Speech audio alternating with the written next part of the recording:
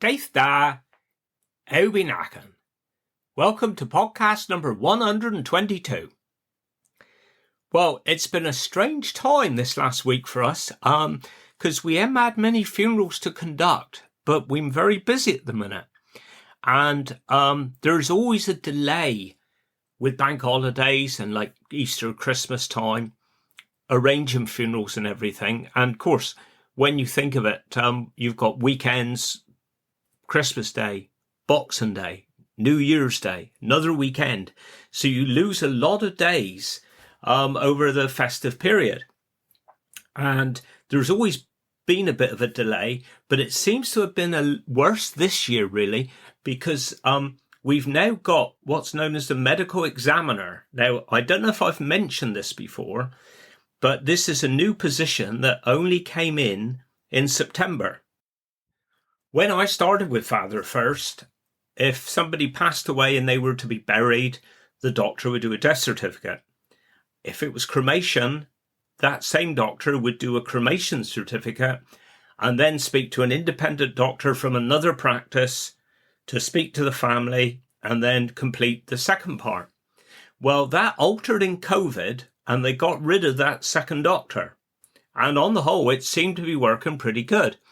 But it was decided that they did need this layer, the extra layer coming back in, really, just to, make sure that the doctor, we don't want to have another Harold Shipman sort of thing. So it changed from September.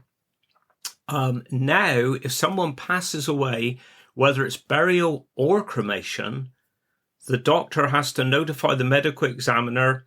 They will have a quick conversation with the family to see if they have any concerns, get back, go through all the medical history with the doctor, and then ring the family again. And on that second phone call, the family can then make the appointment to register. Now, this started in September, like I said, and it was going fantastic. It was really efficient. It was brilliant. But I think we've had the perfect storm, really, because we've had all the days closure because of Christmas, but also in Cornwall, we've all gone very busy. And I don't know how many medical examiners there are, but it is adding an extra delay at the minute. And we're looking, funerals are 3 to 4 weeks ahead. Now, the other thing is we can't actually publish in the newspapers or on our Facebook page or website when the funeral is going to be until the family have had that second phone call and they've got an appointment to register. So we kind of tentatively grab a date and a time, but you can't do anything until you've got official clearance. And like I said, this could, because some people have been saying, well, what's going on here? Because somebody will pass away, and normally in the past, you have an announcement within 2 or 3 days when the funeral's going to be. Well, now people are passing away, and it could be a fortnight later, definitely a week later, between a week and a fortnight, before we can actually put the announcement up. So it is a very strange time. I know obviously things will get back to normal as January goes on. But at the minute, there are big delays. And I say we've had a quiet week for funerals this week, but starting next week, that's when, we will be here, there and everywhere sort of thing. But we did manage to get an afternoon off last week because it's Beth's birthday coming up soon. And last year, the kids got us vouchers to go to St. Michael's Spa down in Falmouth. And it run out in a fortnight's time. So it was kind of now or never sort of thing. So we went down Friday afternoon, had a lovely relaxing couple of hours down there. I'd never been down there before, and it was proper. It really was good. And like you say to people, wherever you go, you always bump into somebody you know. And we're there in the swimming pool, and we see Lee and Natalie. And we had a nice little yarn with they. And then afterwards, we went back Truro for tea. So that was good. We have been in Glyn Valley a few times this week. For like a direct funeral where no one attended, and other normal funerals. Well, I say normal funerals. Nothing's normal these days. Anything goes, really. But including Des's funeral. I mean, Des I've known for a long time. And there was a lovely crowd there for his funeral. So we've had a bit of a variation of the types of funerals we've had. And then this afternoon we popped up to see our grandson Ollie, Dearvan, 4 years old today. So we did pop in wishing a happy birthday. And 'tis frightening how the years go by, isn't it? Absolutely frightening. Right, well, that's all I'm going to do today because I want to get on to Margaret's second part of our interview. Brilliant response again to this last week for part 1. Lovely comments, and I'm sure you'll enjoy part 2 as well. And then I'll speak to you directly with me Cornish word and me Cornish dialect of the week. So, here it is. Was Nick from a local family or no? Then? He came from Camborne. Oh. Out on North Cliffs. Right. Downs Farm, it's called. He had an uncle. He had 2 uncles, and his grandfather. They lived on a farm called Mager. Right. It's quite a lovely. Well, just rented. Yeah. But it was a lovely farm, and that was like say there. And then you went from there out on the North Cliff. The road was going along there, and their farm was just down the bottom of the hill. Downs Farm, they called it. Yeah. And then they came up to St. Wen to live. Paul Grain, Yes. higher Paul Grain, Yeah. along the road, you see. In 1945, September 1945, and Norman was the attraction. Norman was, 13 months older than Nick. And we thought Norman was lovely. Nick was a little bit young, that kind of thing. And then there was a little gang of girls. My sister, Madeline was already married or courting or whatever. Doris and Ida Chapman, which is Billy Pedd's Yes. his sister. Yeah. And May Reynolds. Do you remember Cleve Reynolds? Yes, I do. Yeah. He was lovely. He was, wasn't it? Yeah. Oh, lovely, lovely man. Well, my dad always says, and I think everybody do, he taught Cleve everything he knew because he used to come in and work or help Dad sometimes. And Cleve used to come in and have dinner if he was working with us. And we had a table. Like the table was up there, like that, up and down, the window behind us. I had my dad up that end, Mum over there. I had a little chair just here, where my dad was there. And then we had a form, like the form we got there. Yeah. And Cleve used to sit right on the form up there. And he used to put his arm up on the form, and he had lovely brown arms. I would be about 9 or 10, I suppose. And I used to go like that because he'd have his arm up. And he was a lovely suntan, Yeah. Cleve. Oh, Cleve was lovely. Yes, yeah. And he came in and worked quite a lot with Dad, yes. Yeah. Where did you meet Nick to then? Just in passing? We used to go to church on Sunday nights, and I don't know, I mean, the boys, there would be a little gang of girls and a gang of boys. And whether the boys, some of them went to church special times or every now and then. Yeah. And we used to go for a walk, the boys and the girls. The boys would be out walking in front and we would be coming along behind. And we used to walk from St. Wen Church to Treganetha turning. Oh, yeah. And out the road on a bit further, go out, quite a long way. And then we walk back again.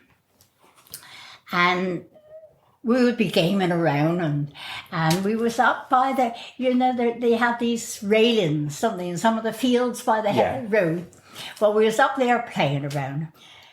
Dick had a bike. Well, he had the family car every other week. And Norman had it the other, and they had to and otherwise he had a bike every other week now. And we would be gaming around up there. And he had a bike this particular Sunday.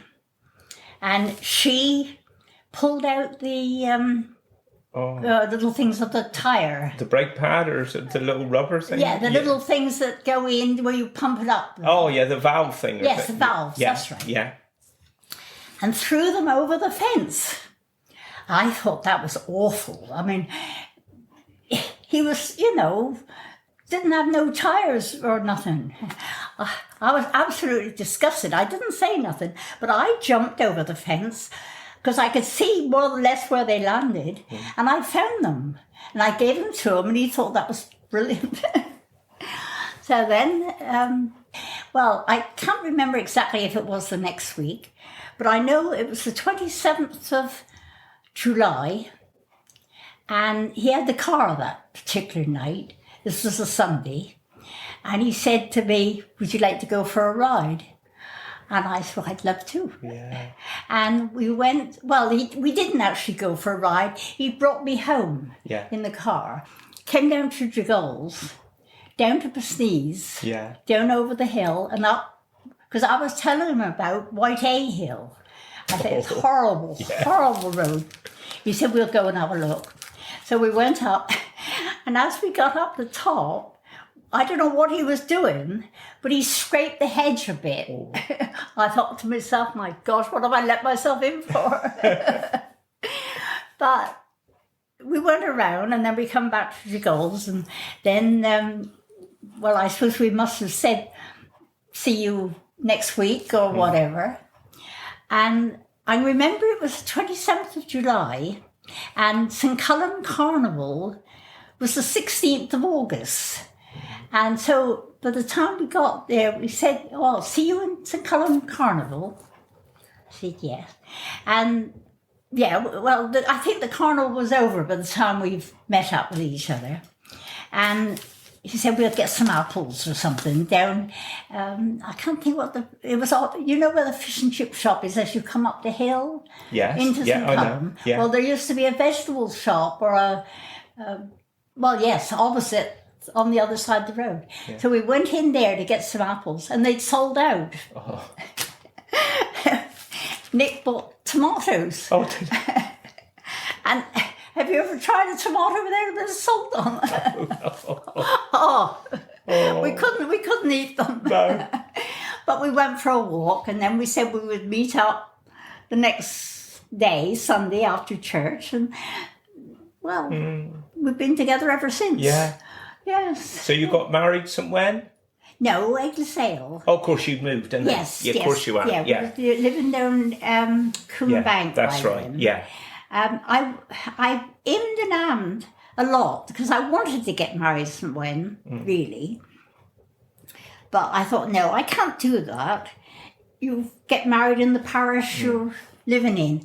So I went to the and saw the vicar and all that, and that was all right. And we got married on the 15th of October, 1952. And my Auntie Bessie, that was my dad's sister, she said to me during the day, you notice Audrey's birthday today? And I thought, oh my gosh, Auntie Bessie, I didn't. Well, no. I wasn't thinking about anybody else. No. And yes, it was her birthday, the 15th of October. And then we got married in Eglesale Church, and we had the reception at home. It was only about 30 of us, just immediate family. Yeah. And we had it in the dining room. And we managed to fit ourselves all in, and we did the catering ourselves. Yeah. And by that time, I was working at the egg packing station. Because I said to Mum and Dad, when we went into Weybridge, I said, I'm going to get a job. I'm not going to live on you. I'm going to get a job. Well, I went all over Weybridge, and nobody wanted to know. I didn't have any qualifications. I wasn't used to going out to work or nothing, and nobody wanted to. And I remember going to see mutton and button and mutton. A manhenna or something? Yes, yeah. And he wasn't very helpful. No. And I remember just about crying. I thought, for goodness sake, Anyway, one day, Mum came home. She'd been down shopping. And she said, there's a job at the egg packing station. I did work with Pam, well, you know Cecil Osborne? Yes. Well, his sister, Pam Runnels. Yes, I remember. Yeah. I was packing eggs. She was testing them in the cubicles, and I was packing them. And she was lovely. Oh, if I hadn't met up with her, I think I would have left after a few weeks. But she was lovely. And then I started off packing, and then they said, or I don't know whether Pam said or whatever it was, would you like to learn how to, well, they call them candling, to test them. I said, well, yes, I will. So I went in then and worked with her. She was on, we used to have a little table with lamps, like that kind of thing. And you put the egg up there and you twist it around to see if it's good or bad, or any blood spots or anything. Yeah. And I was working with her. She was telling me what to do, and she had some patience. She was lovely. And there was Molly Rilston. Yeah. I went to school with Harry, her brother, and Pam Hicks. And there was another little girl there. I can't think what she was called, but she lived. There's a row of houses by the market going down towards Palmorla. Yeah. She lived in one of those. Oh yeah. Was my father working down there then, or not at that stage? No. Then, because I always wanted to go in and do office work, and Mr. Rilston, he was a lovely chap. Yeah. He said, "Would you like to come in the office and work?" So I said, well, yes, I would. And I worked with Christine Hewitt, Betty Salmon, and Bet Gard. Bet Gard, yeah. Yes, they three were in the office. And I went in and I used to write out, all the drivers would go out, bring back the eggs with the tickets of how many and all that on them. And I used to have to put that down in a book and write it up. And then I would have to add up, put how much the eggs were worth and add it up. I would be here. Whereas Christine would look through and I thought, can't I do it like that? But I did get better as time went on. It's all practice really, isn't it? Yeah. And then, Dad came in and worked in the office then. Yeah. And I just remember him being in school. Yeah. Somehow, I mean, we didn't have a lot to do with he wouldn't have been in my form. No. But I remember being on top of the stairs. Do you know anything about Bob and Brummers? No, I don't know. Well, you come in the door. We used to come up across the courtyard, or playground, courtyard, I suppose, and come in the door, and then go up the corridor there, back up there, and then there were stairs that went up here. Right. And I remember being on top of the stairs with a couple of friends of mine, and we talking to him, and he had somebody else with him. Yeah. And that's the only glimpse I've got of him at school. Yeah. But, we knew enough to say hello and... Yeah. Yes. So then we worked together for... Well, then in 1952, I left this egg packing station. We got married the 15th of October. I think I left sometime in August because I didn't want to go working right up. No. Because I was going to give it up anyway. And I think it was about the middle of August or so I left down there. And that was the end of that episode. So life started here. So say this is where you moved into when you got married, was it? Yes. Well, my dad said to us, we got married in 52, so it must have been in 50 or somewhere around about there. He said, well, if you two want to get married, you can have the farm here and I'll build a house for you. Perfection, that was. Because we'd been together then for, 3 or more years. Anyway, that's what happened. He built the house and we got married on the 15th of October. And we moved in. Well, it wasn't quite finished. The house wasn't, they had a bit of decorating or something to do. So we lived with Mum and Dad at Coombe Bank. Yeah. And Nick used to go back, because he lived Paul Green. Yeah. And he would stay the night and go off in the morning and then come back tea time, so to say. Yeah. And that went on until we could move in. I think we moved in, whether it was round about the 28th of November or so. So it was about 6 weeks or a month or so that we were down there. Yeah. And then we came here and lived and been here ever since. Ever since, yeah. Yes. Yeah, and we're lucky to be still here. We've got on fine. Yeah. And then the children come along? Yeah. We were married the October 52. Heather was born in May 54. Yes, we had Heather on the 24th of May. And then on the 31st of May, 2 years after, 56, Nicola was born. And then on the 4th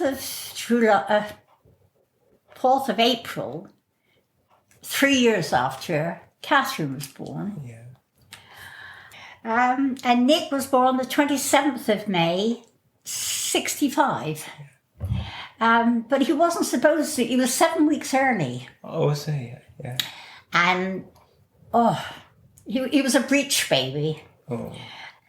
But anyway, we got through it, and I can see him now. They had him on a bed, just, poor little chap was just lying there, like kind of thing. And I hear Nick saying, what are his chances? Oh. And I thought, for goodness sake. And they said, he'll be all right. He'll be fine. Well, he was, but he was 7 weeks early, and I fed him, instead of like the 4 hourly, I fed him every 3 hours, and just missed out one in the night. Yeah. So instead of 6 times, for 7 times, and I did that for 6 weeks, and I had the 3 girls to look after, and it was tough, but we got through it.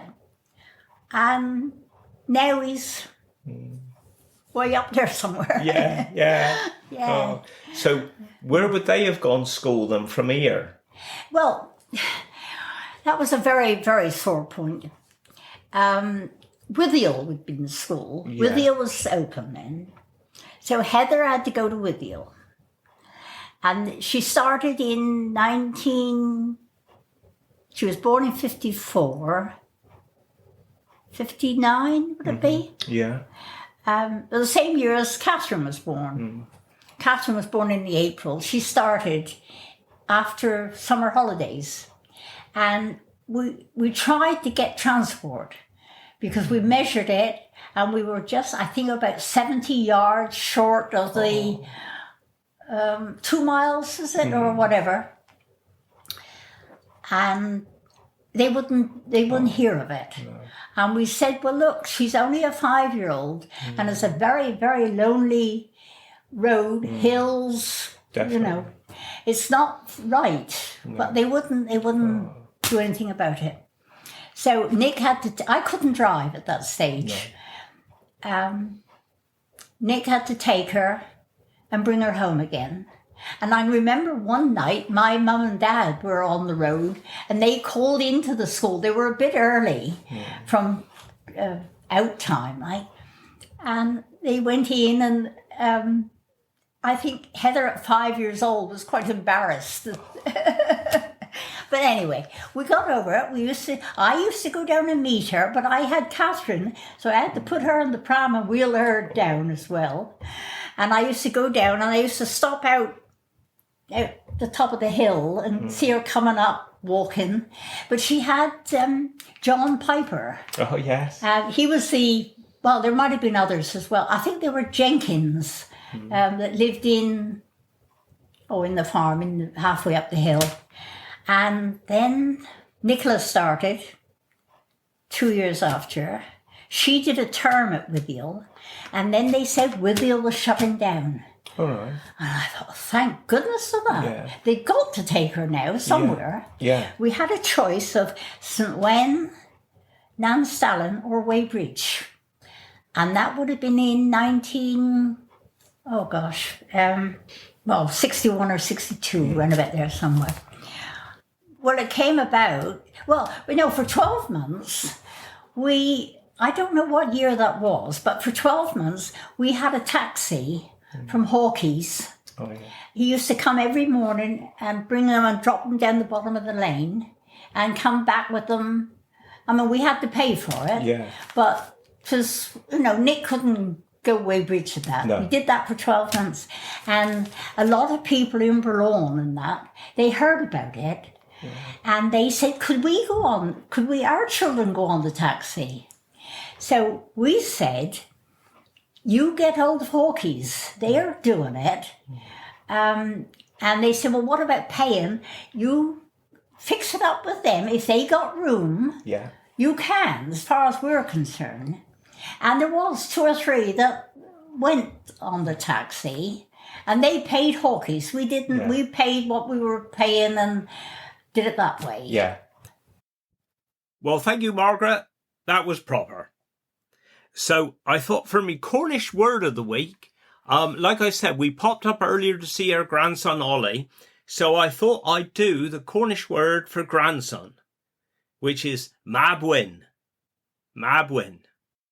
And then my Cornish dialect of the week, well, this is a word you don't hear very often. If you got a cup of tea that's half empty and you ask somebody here, shall I top 'em up for you? You can use the word vamp. Vamp, which is V-A-M-P.